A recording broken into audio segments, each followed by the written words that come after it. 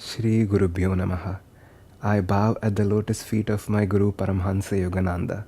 I bow to his lineage of Gurus, Mahavatar Babaji, Lahiri Mahashai, Swami Shri Yukteswar Giri, and I bow to my divine friend Swami Kriyananda. Friends, welcome to the 5th episode of this series on the Mahabharata. Hope you have been enjoying the first 4 episodes.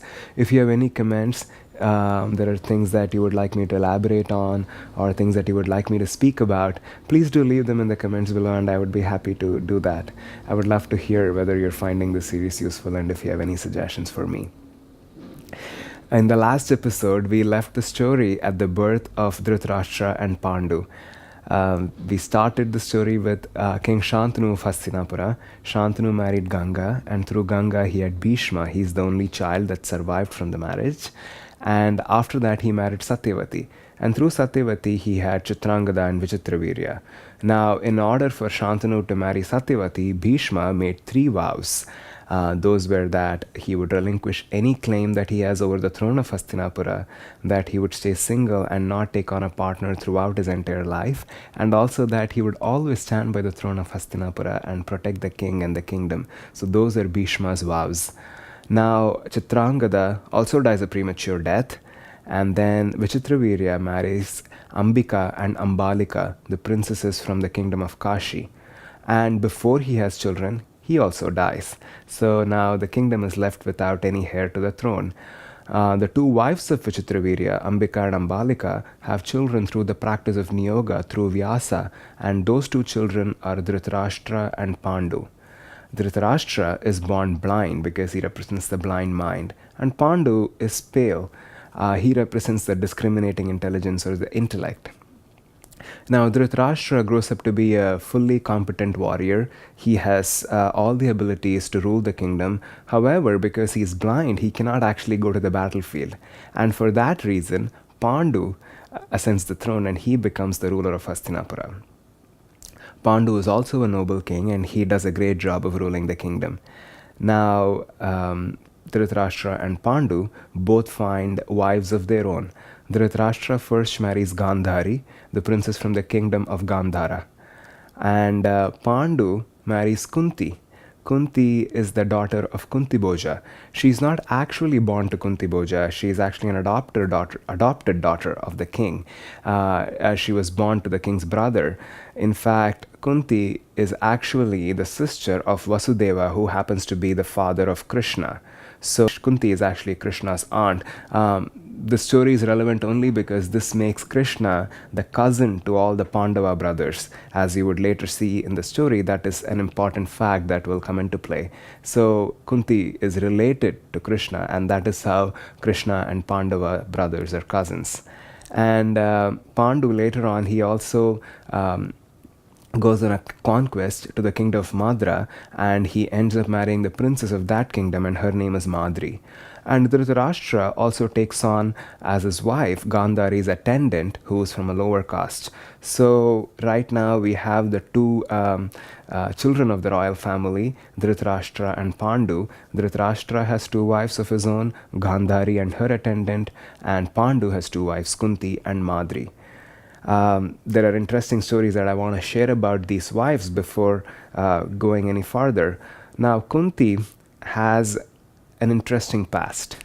Kunti was a very pious and a noble lady, and while growing up, she once served a great sage to his fullest satisfaction. And in order to reward her for that service, the sage granted her a boon, and the boon is that he gave her a mantra or a sacred incantation through which she can attract to herself any god from the celestial realm and have a child through that god. That is the interesting boon that Kunti is given by a sage early on in her life. Now, when Kunti gets that boon, she's very young and she decided to test that boon. So she immediately uses that boon and calls upon the sun god, who's called Surya. And as soon as she does that, the sun god comes to her immediately. Right at that moment, they unite, and through that union, she receives a child. Now, she's a very young girl, she's not married, and she's the princess of a royal family. Now she has a child of her own, even without marriage. She cannot go back to her father's house or to the kingdom bearing that child, because that would not look like a moral act. So she decides to renounce that child. She puts the child in a basket and places the child in the river and lets the child go. And this child, again, is a very important character in the story of Mahabharata. We will explore what he represents and why he is important in this episode and also in the next one. He is Karna. Karna is the first son of Kunti, who is born out of wedlock. He is born to Kunti and the sun god, who is Surya. Now, this child Karna is picked up by a charioteer in the kingdom of Hastinapura. So, this person is not of a high caste. He is the person who runs the chariot for the kings of the kingdom of Hastinapura. And he and his wife, they do not have children of their own. So, they consider Karna as a divine gift that has been granted to them. So, they receive that child and they nurture Karna and they adopt him as their own.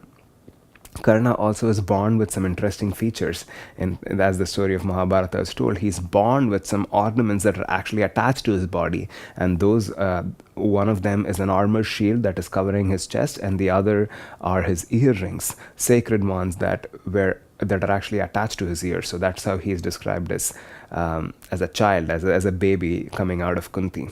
So Karna grows up to be a great and pious and noble and a very brave warrior with great skills in archery. We will discuss his story a bit more in the next episode. But that is Kunti's first child, even before she becomes the bride of Hastinapura. Now Gandhari also does something similar. Gandhari also is very pious in nature, and she serves the sage Durvasa. And Durvasa, pleased with Gandhari's devotion, he also grants her a boon. And Gandhari's boon is that she will have 100 sons through her marriage. Now, sons are considered an asset in the traditional culture, and so it is a very auspicious and a very generous boon that Gandhari has received through the sage, and she is waiting for the fruition of that boon. The other character that I want to mention now is Gandhari's brother Shakuni.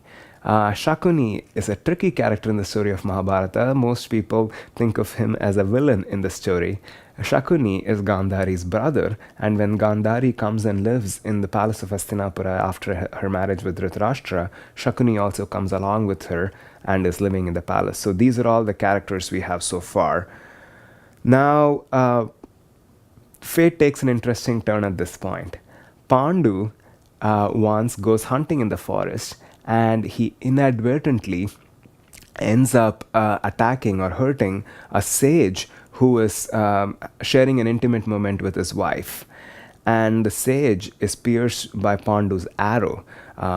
It happens because Pandu mistakes the sage and his wife to be two deers from a distance. So he immediately uses his bow and arrow to attack the deer, and unfortunately it hits the sage, and he is taking his last breath, leaving his body because the arrow has pierced him. Now, the sage is not happy about that. He gives Pandu a curse before he leaves the body. And the curse is that because Pandu did this to him while he was sharing an intimate moment with his wife, he curses Pandu that he cannot approach any of his wives with the desire for physical union. And if he does so, that very moment, he would die. So that's a very, very grave curse that Pandu receives upon himself, and he returns back to the kingdom with this curse that he's carrying on his shoulders.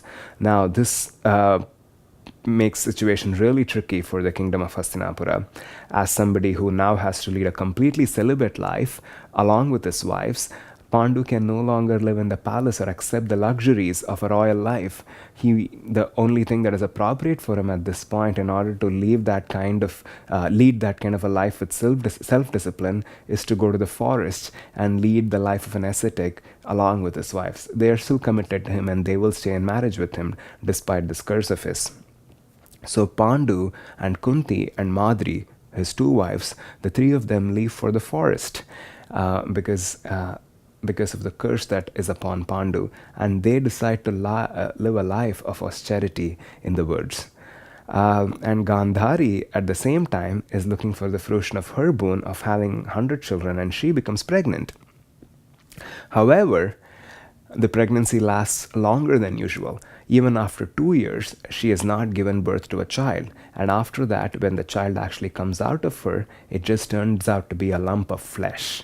This is extremely disappointing and disconcerting to the kingdom of Hastinapura. Oh, and also I forgot to mention, as Pandu leaves to the forest, Dhritarashtra by default takes on the throne and becomes the king of Hastinapura. Again, the story is interesting going back and forth, and what we note here is that always the throne of Hastinapura is in a tricky spot. Who is supposed to be on it, who's going to rule the kingdom, is always slightly unclear.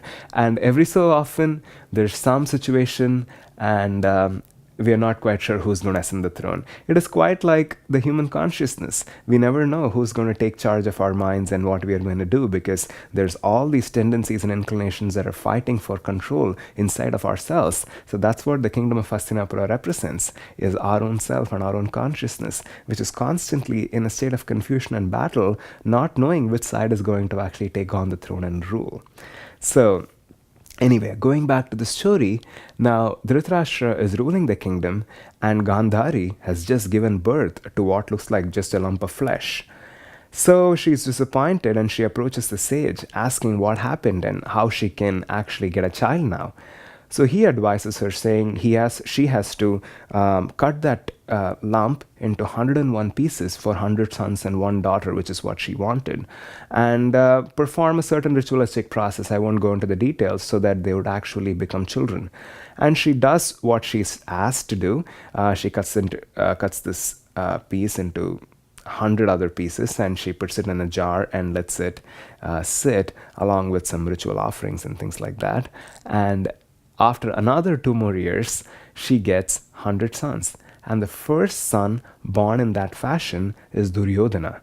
Now, he is named Suyodhana at the time of birth, but because, again, he can be seen as a kind of a villain for the story, he gets to be called Duryodhana because he's not necessarily all that great a person. He has some negative traits which shine through very brightly in the story of Mahabharata. So that's what happens of those 100 children that Gandhari gets. So Duryodhana has 99 other brothers who come after him, and these are all the Kaurava brothers. And she has 1 daughter, Dushala. So all these children are born to Gandhari through this boon that she's granted by the sage, and now they're all growing up in the palace of Hastinapura. And as it is happening in the forest, Pandu also has sons, but not through union. It is through the boon that Kunti has received before. And these are the Pandava brothers. Now, I'm not going to talk about in this episode because I think we're already nearing the end of this one. In the next one, I'll be able to get into the story of the Pandava brothers and what they represent. But now I want to go back and talk about some of the symbolism in the characters that we have discussed in this episode before we end this video. Now, going back to the previous episode, we already know Dhritarashtra represents the sensory mind. He is blind because he does not have discrimination of his own. And Pandu represents discriminating intelligence. He represents buddhi, or that part of us that has the faculty through rational thinking to discriminate and apply that in the world. That's what Pandu represents. Now, they both find spouses of their own. Kunti, Pandu's first wife, represents dispassion. She represents that attitude of renunciation and dispassion to things of this world.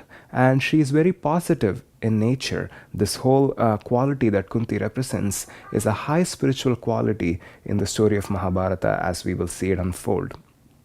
And his second wife, Madri, represents attachment to that dispassion. And Gandhari, who is the wife of Dhritarashtra, represents the power of desires. And his second wife, her attendant, who also ends up marrying Dhritarashtra, represents the attachment to that same power of desire. The way Yogananda explained it is that dispassion in itself is a pure tendency that is within us, but because of the association with ego and because of us identifying with that quality, there's always that attachment that comes along with it. So that's why these characters almost can be seen as duals that come together as a pair. Now, one other detail that I forgot to mention when I was talking about Dhritarashtra and Gandhari is that Gandhari has perfect vision. She has eyes. However, she wishes to share everything with her husband, including his disability and including his weakness, which is that he is blind and does not have eyesight. So, as a symbol of her dedication to her husband, she decides to blindfold herself with a piece of cloth, and she takes a vow that that's how she would live the rest of her life. Symbolically, as you can see, the mind is blind because of its own intrinsic nature, but desires, the power of desires, that power blinds itself out of volition. And that's what Gandhari's blindness represents to all of us, because desires can always be blind. We don't need to, I don't need to explain that. And that's what we really see through the character of Gandhari. Now, the Kaurava brothers born to Dhritarashtra and Gandhari represent a lot of negative tendencies that are all part of our own lower nature. It is only expected because Dhritarashtra represents the blind mind and Gandhari represents the power of desires. So, what do you expect out of their union? And the first son that comes out of that marriage, Duryodhana, represents what Yogananda called king material desire. He is a symbol for all those things of this material world that our heart desires for. So he represents one of the lowermost poles of our own nature, where we are seeking things out in the world with all that passion and yearning. In fact, all the other brothers in the Kaurava clan are all different negative tendencies that exist within ourselves. For example, the next brother, Dushasana, he represents anger. In fact, there is an interesting dynamic in this whole story of Mahabharata. Every time Duryodhana is hurt or attacked, immediately you see Dushasana, and he comes into play. And that's because every time the desires are attacked, the first thing that comes into play is anger. So similarly, all the other Kaurava brothers all represent poles of our own negative nature, things that we are working on transmuting on the spiritual path. And Shakuni, the brother of Gandhari, he represents attachment. Again, one of those things that completely binds us to the delusion and to living on this plane. So they all represent the negative side, as we will see in the war of Kurukshetra. Now, the other interesting character that I want to mention before closing this episode is Karna. Karna is not born of a low caste or a low lineage. He is born to Kunti, who is a pious and noble lady, very, very devoted, and the sun god Surya, who is again of the celestial realms. So he is born in a very high family. Kunti represents dispassion or renunciation, as we already saw. However, Karna is born in her life when she is very young, before that dispassion is actually mature enough to bear the fruits of its own austerities. That dispassion in the initial stages is drawn towards the desire for happiness, because that is what is produced. That's the initial motivation for being detached in that way. So Karna represents the attachment to that desire for happiness. And that is a seed that is very poignant in our own hearts. And that is why his story is one of those stories in the Mahabharata that brings tears to everybody's eyes. I want to talk a little bit more about Karna and what he represents and how his life plays out in this story. But I'm going to reserve it for the next episode, when we will discuss all the Pandava brothers. And I will include Karna in that category as well, because as we will see at the time of the war, there are Krishna and Kunti and others see Karna as one of the Pandava brothers, because he is born to Kunti and Kunti is the wife of Pandu. So although born out of wedlock, in a sense, he is the first Pandava brother. However, he does not accept that label. And we will see why and how his life plays out. And we will discuss all of this in more detail in the coming episodes. Namaste.